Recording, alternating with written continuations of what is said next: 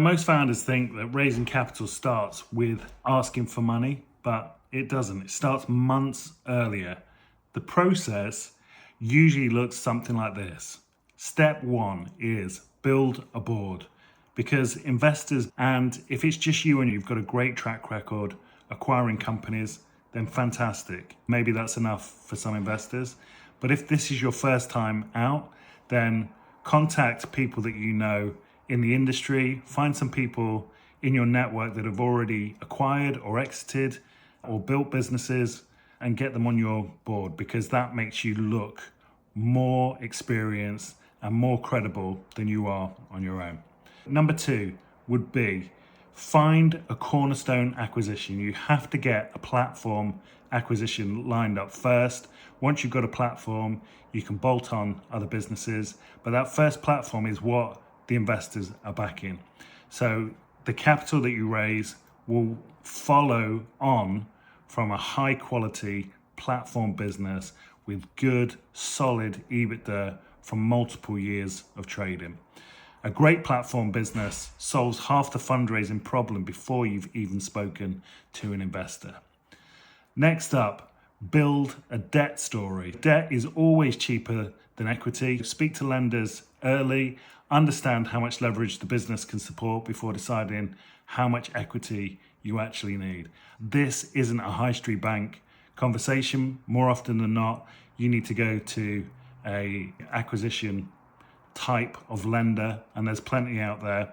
In the US, you're better positioned to raise this type of debt from SBA lenders, and that's where you need to go first. SBAs can lend up to 5 million.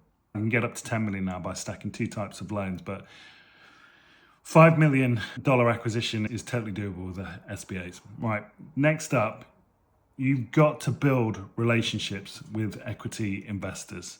The big mistake that I see is going out and pitching to potential investors, but don't pitch. Take meetings with them, learn how they think, find out what they're looking for, and find the firms that genuinely like your sector and strategy.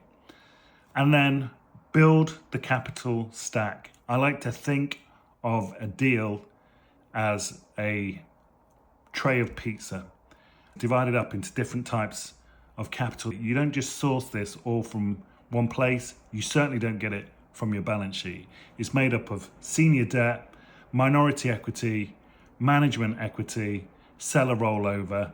There's a bunch of different things in there, but that's how you build your slices to get a deal done. There's usually multiple sources of capital. It's not all from one place. The best raises are structured and not simply funded. Number 6, prepare for diligence before anyone else asks.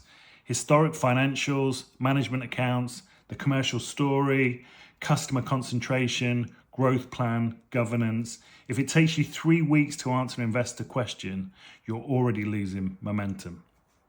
Number 7, create competition between your investors. 1 interested investor is validation, but 3 interested investors is leverage. And these dynamics, they change the quality of the conversation that you can have with investors. If you're not desperate and you can get them to compete for a good offer, then that's the best place to be in. Number 8, only then do you negotiate terms. Valuation is just one variable.